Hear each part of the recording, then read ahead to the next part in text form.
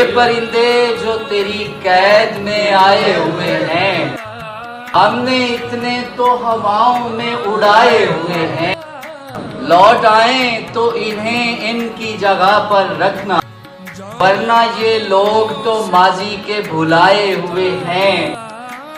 ان کو تکتا رہا ایک شخص سمجھ کو سے قضا، یہ جو ابرو تیرے رخسار پہ آئے ہوئے ہیں، یہ جو پھلدار شجر بن کے کھڑے ہیں سر پہ، ان میں اکثر میرے ہاتھوں کے اگائے ہوئے ہیں۔